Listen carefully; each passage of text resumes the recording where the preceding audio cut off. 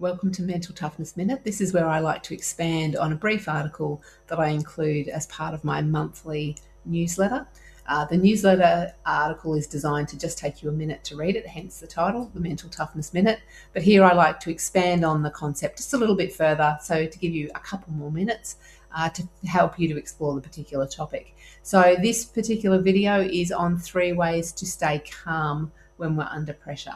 And we know that this is a really important part of high performance, because the calmer we can keep both our body and our mind, the more we can draw on those resources to help us to make, sensible decision making, to help us in terms of our speed and accuracy if we're having to move under pressure, help us to make better decisions. So we know if we can keep calm under pressure, then we don't burn up as much energy mentally or physically, and sets us up better for success. So let's have a look at the 3 ways that we can stay calm under pressure and consider those in a little bit more detail.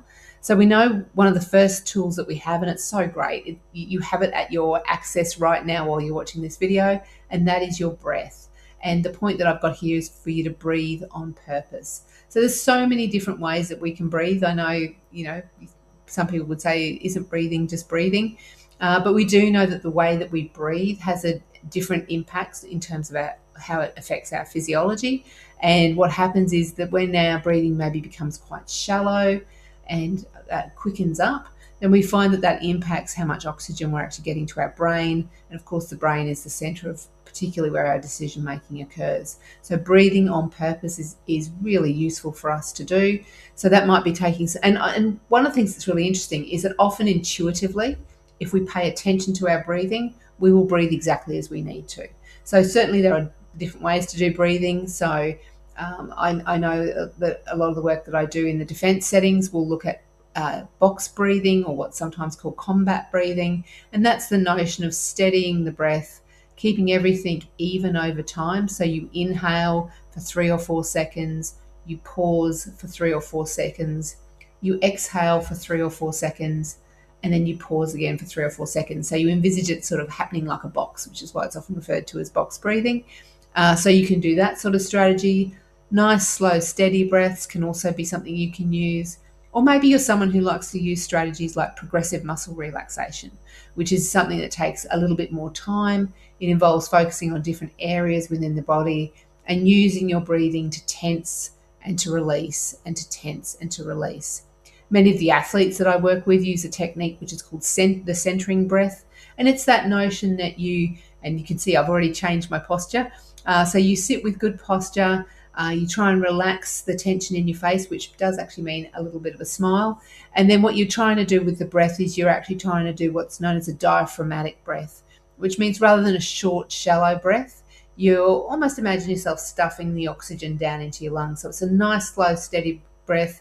You'll actually feel the diaphragm pushing out from your body, and you can take that particular breath.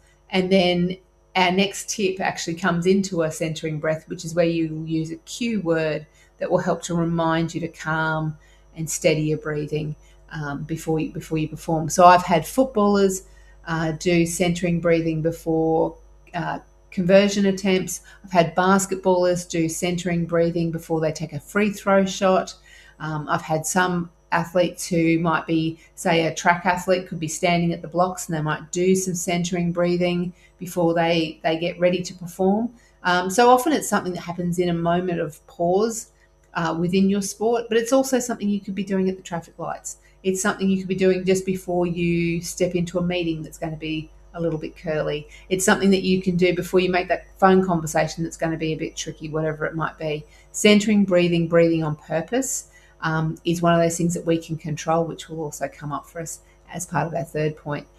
The second one is to use a cue word or a phrase to help you to stay calm. Now, you might look at that and go, she's gone with win. That sounds quite intense and it doesn't sound very calm.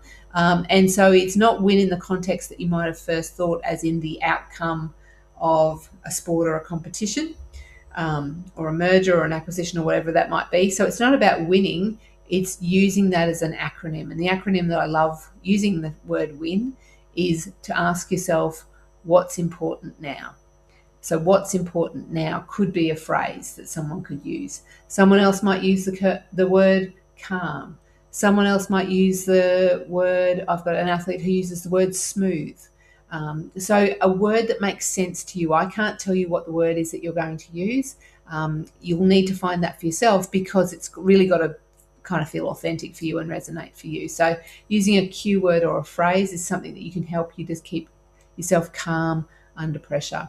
And the other one, the third one that I wanted to mention, and I know perhaps you've already groaned at seeing it because you've heard it said so many times, but there is real merit in this particular message, and that is to control the controllables. So within our lives, there are always things that we can control and things that we cannot control. And so let's use, for example, I'm recording this on a day where I'm sitting in beautiful air conditioning, which I'm very grateful for, because outside it is stinking hot. So, you know, I could spend all day complaining about the weather, and it's not going to change it. It's not going to make any difference. And all it's going to do is slightly irritate me. So, you know, maybe the choice I need to mindfully make is, how much time do I want to spend thinking about the weather? But what I can do is I can control where I spend my day, which is I've very wisely come into the air conditioning. I know not everyone has had that luxury today, but it's controlling the controllables. What are the things that I can make a difference to? Where can I actually have an impact? Because that is the source of my control. And one of the biggest challenges people find is when life feels out of control. They also don't like it when life feels unpredictable. They're usually the two things, out of control and unpredictable. But for the focus of this video, we don't like feeling out of control. So find something that you can control. If the day feels completely overwhelming, then maybe go to a notebook and write yourself out a list if you're a list person. Maybe you are motivated by action. Go and do something. Maybe go and delete 10 emails that you don't need to deal with, and they're just, every time you look at them, they're just annoying you that are there. So be wise in the choices that you make, but control the controllables. Think about the things that you can do something about. Go and get yourself a drink of water. Find a way to prioritize some physical activity sometime in the next 24 hours, whatever that day might look like for you. So you want to control the controllables. So hopefully those three things give you something to focus on, particularly the next time that you're under pressure and you're wanting to stay calm. So it really is about making sure that we breathe on purpose, that we have a word or a phrase that we can say to ourselves that helps to remind us about being calm, and then focusing on the things that we can control so that we feel more capable in terms of managing the situation that we're in. So great to have you listen in for another Mental Toughness Minute. So if you would like to have some more information from me, if you're interested in some of the other resources that I share within my community, one way to do that is to receive my newsletter, which is called The Locker Room. That can come straight to your inbox. We put that out once a month. And so you can actually, the easiest way to get that is to do point number 2, which is to visit my website. Up in the top left-hand corner, there's a subscribe button there. If you click on that and share your email address, we'll get that newsletter to you. And there's a couple of other little freebies that come along with that. From memory, The Elite, which is the first book that I wrote. I think you'll get the first chapter of that book as part of the audiobook. So for those who like audiobooks, you might want to get a copy of it there, or see if that book is for you. You might want to listen to The Locker Room, which is also the name of the podcast that I put out each week. I do a regular weekly media interview, and so we load all of those up there. We've got over 250 media interviews there on such a wide range of topics, but I'm sure there'll be something in there that will be of interest for you. And of course, I have written a couple of books, and so there's books on lots of different topics, translating some of those lessons of high performance. So you can find those wherever you would normally find your books.